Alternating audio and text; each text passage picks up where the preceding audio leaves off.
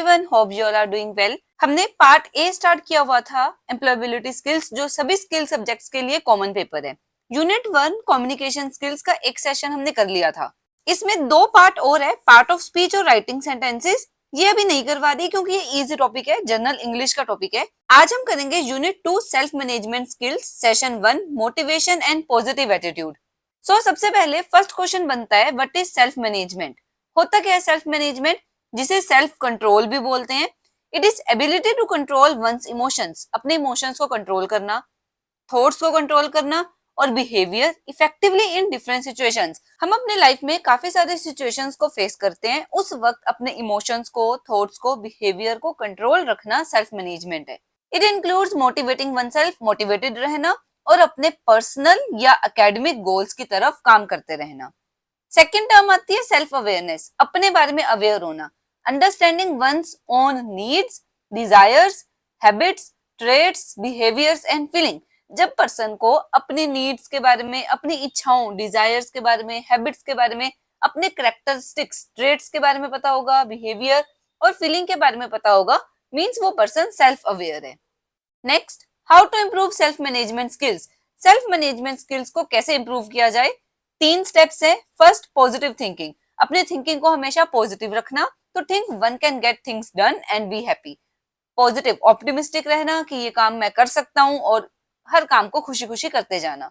Second, result orientation, to dream big and achieve the desired और set results. जब तक हम ड्रीम नहीं करेंगे तब तक हम अपने ड्रीम्स के लिए काम कैसे करेंगे? तो अपने लिए एक गोल्स सेट करना और उन गोल्स को अचीव करने के लिए काम करते रहना। नेक्स्ट, सेल्फ अवेयरनेस, अपने बारे में अवेयर रहना, to be aware of one's personality traits. अपने बारे में पर्सन को खुद से ज्यादा कोई और नहीं जानता, तो अपनी पर्सनैलिटी ट्रेट्स के बारे में अवेयर होना and make the best out of one strength, अपने स्ट्रेंथ्स को, कैपेबिलिटीज को बेस्ट यूज करना सेल्फ मैनेजमेंट स्किल्स का पार्ट है। ये तीनों वर्ड्स याद रखना, positive thinking, result orientation, self awareness.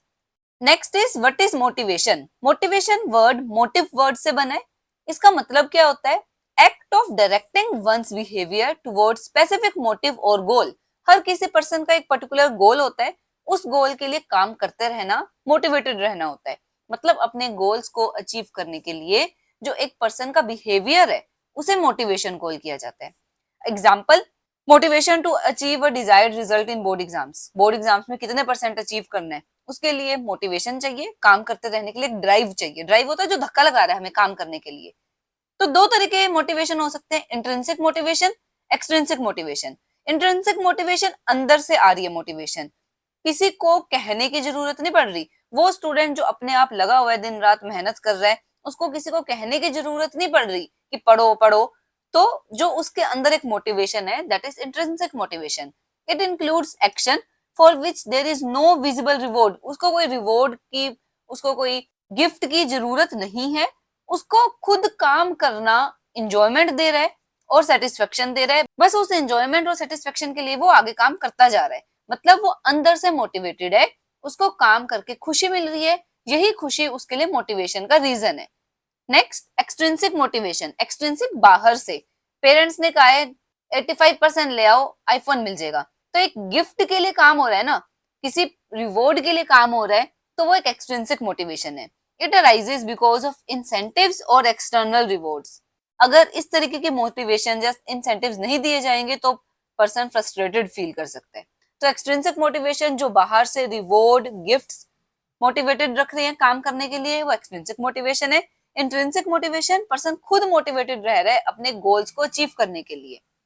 Helen Keller के according, optimism is the faith that leads to achievement. Optimism, आशावादी होना, पॉजिटिव माइंडसेट होना, ये वो फेथ है जो अचीवमेंट तक लेकर जाता है। Nothing can be done without hope and confidence. Hope पर, उम्मीद पर दुनिया कायम है, तो होप और कॉन्फिडेंस के बिना कुछ भी नहीं किया जा सकता। नेक्स्ट क्वेश्चन बनता है, what are the ways to maintain positive attitude.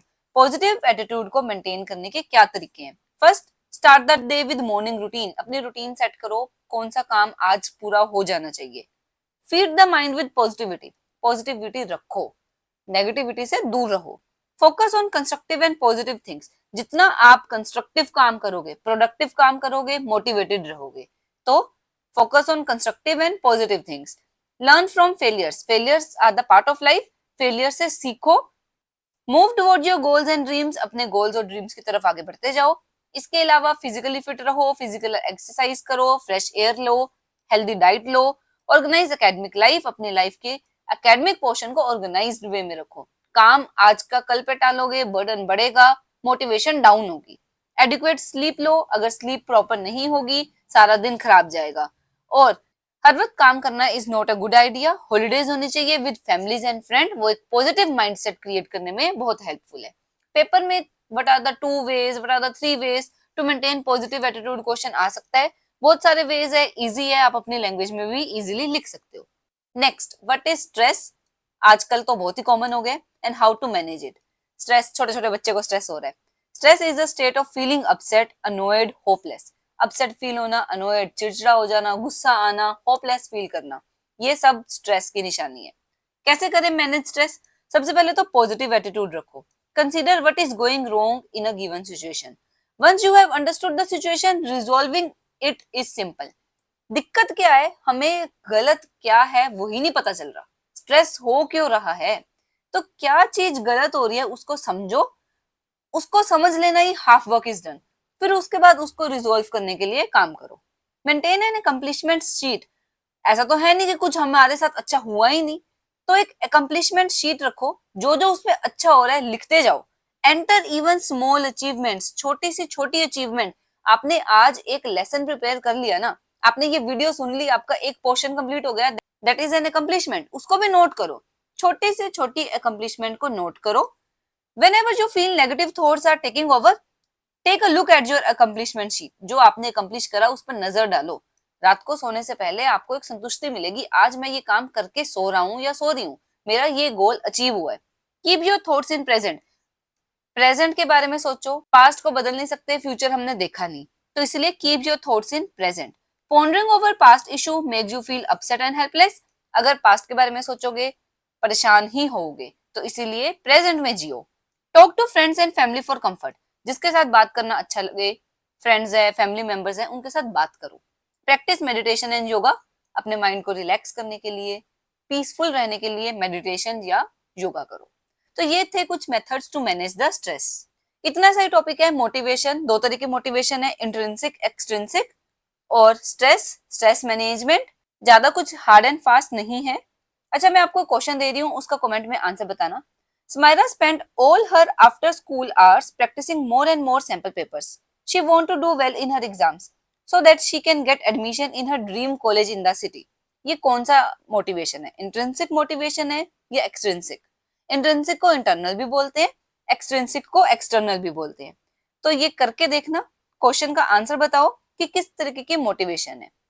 I hope आपको आज का लेक्चर समझ आया होगा। मिलेंगे नेक्स्ट वीडियो में एक न्यू टॉपिक के साथ। Till then, happy learning.